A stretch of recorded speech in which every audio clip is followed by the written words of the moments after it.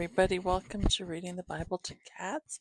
And I made an entire video of opening up Mike's gift, and and somehow it the kitties turned the camera off, and then the camera fell, and then I couldn't complete the video.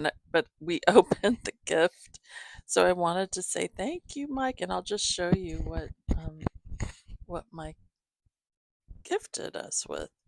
These cool pins. I love it. And so does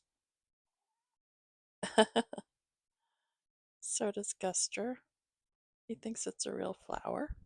We have two of those and this beautiful fancy feather pin, which Mike wrote a note saying artist pin and author's pin to inspire me to create. And we have a brush that will help remove kitty fur.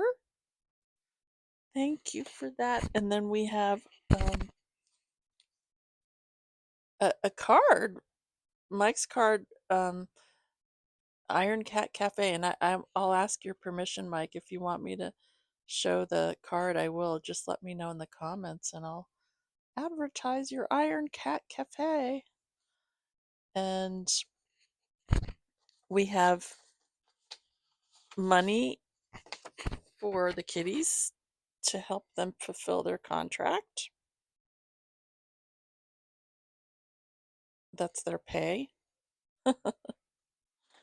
And we have these fun pictures of Guster and Henry. Oh, this is of Guster reading the Bible.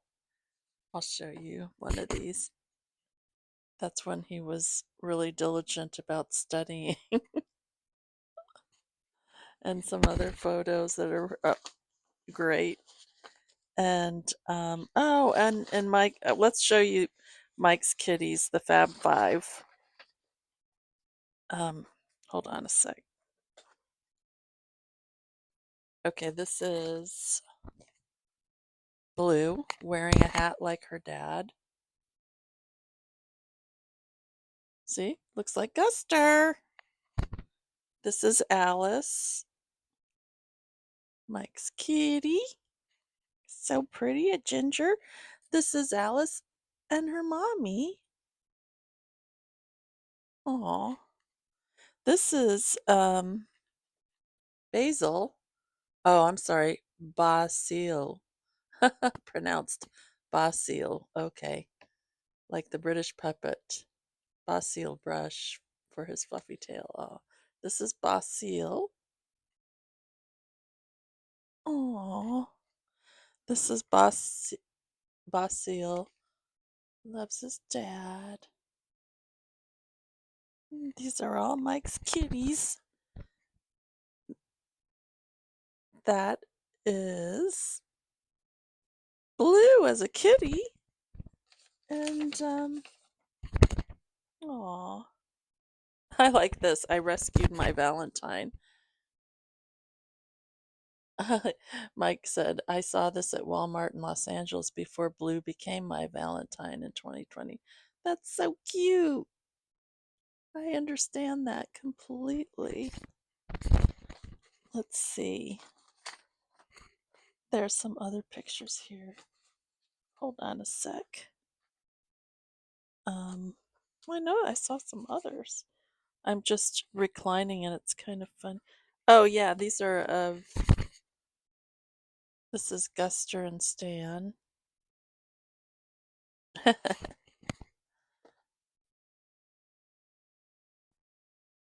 Oh yeah, these are all great. Oh, I like that.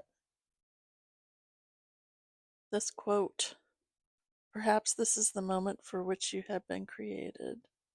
Esther 4:14. Maybe so. It's nice to feel like I have purpose. Oh, this is the I mean, I hope so. This is Mike's truck reading the Bible to Cats magnet. Wherever he travels in Texas, people see it. That's so wonderful that you made that, and I have one too. And this, according to Mike, is an X-ray of his skull. The little mouse inside. And this is Guster and Henry, besties. Those are wonderful pictures. I feel like there was another picture and I can't find it now of you, Mike.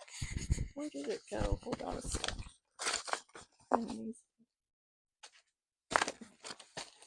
I'm just looking. Well, thank you. That was what. Oh wait, here. No, that's not it. I'll look for it. I think it. Maybe one of the kitties took it. It was of you and your kitty. If I find it, I'll show. It's here. Thank you. Guster, wasn't that nice? I think there's a light shining in Guster.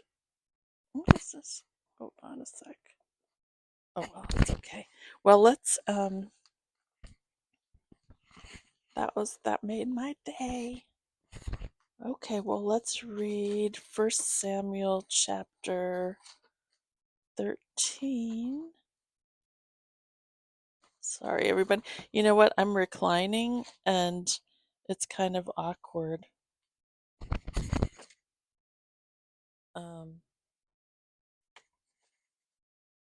I'm looking at my mom's Bible and there are notes that she left, but her handwriting is difficult. But anyway, First Samuel, I'm situated in a funny way here. Where are you, First Samuel? I can't really get up because I will knock the camera over. So I'm in an awkward position is what I'm saying. So we're going to read First Samuel chapter 13.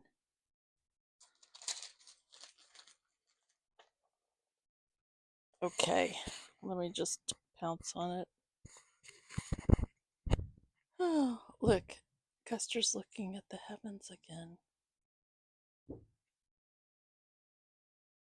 Is there a light on? Oh, there's a light, but I don't know how to turn that light off. Okay. Well, First Samuel chapter 13. Saul was 30 years old when he became king, and he reigned over Israel 42 years. Saul chose 3,000 men from Israel. 2,000 were with him at Michmash and in the hill country of Bethel, and 1,000 were with Jonathan at Gibeah of Benjamin. The rest of the men he sent back to their homes. Jonathan attacked the Philistine outpost at Gibeah, and the Philistines heard about it. Then Saul had the trumpet blown throughout the land and said, "Let the Hebrews hear." So all Israel heard the news. Saul has attacked the Philistine outpost, and now Israel has become a stench to the Philistines. And the people were summoned to join Saul at Gilgal. The Philistines assembled to fight Israel with 3,000 chariots, 6,000 charioteers, and soldiers as numerous as the sand on the seashore. They went up and camped at Michmash, east of Beth Aven. When the men of Israel saw that their situation was critical and that their army was hard pressed, they hid in caves and thickets, among the rocks, and in pits and cisterns. Some Hebrews even crossed the Jordan to the land of Gad and Gilead. Saul remained at Gilgal, and all the troops with him were quaking with fear. He waited 7 days, the time set by Samuel, but Samuel did not come to Gilgal, and Saul's men began to scatter. So he said, "Bring me the burnt offering and the fellowship offerings." And Saul offered up the burnt offering.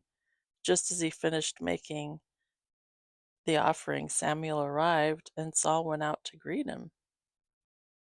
"What have you done?" asked Samuel. Sorry, everybody. I messed that up. It is I who is speaking, not the Bible. Let me take that verse over. Verse 11. "What have you done?" asked Samuel. Saul replied, "When I saw that the men were scattering, and that you did not come at the set time, and that the Philistines were assembling at Michmash, I thought, now the Philistines will come down against me at Gilgal, and I have not sought the Lord's favor, so I felt compelled to offer the burnt offering." "You acted foolishly," Samuel said. "You have not kept the command the Lord your God gave you. If you had, he would have established your kingdom over Israel for all time. But now your kingdom will not endure. The Lord has sought out a man after his own heart and appointed him leader of his people, because you have not kept the Lord's command." Then Samuel left Gilgal and went up to Gibeah of Benjamin, and Saul counted the men who were with them. They numbered about 600. Saul and his son Jonathan and the men with them were staying in Gibeah of Benjamin, while the Philistines camped at Michmash. Raiding parties went out from the Philistine camp in 3 detachments.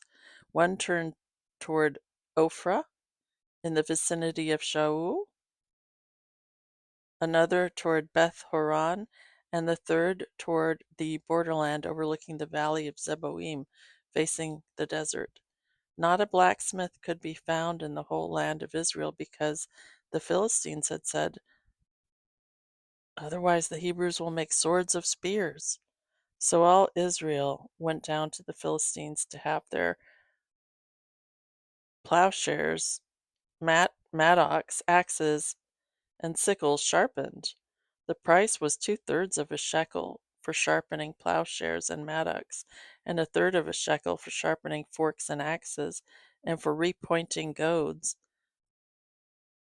So on the day of the battle, not a soldier with Saul and Jonathan had a sword or spear in his hand. Only Saul and his son Jonathan had them.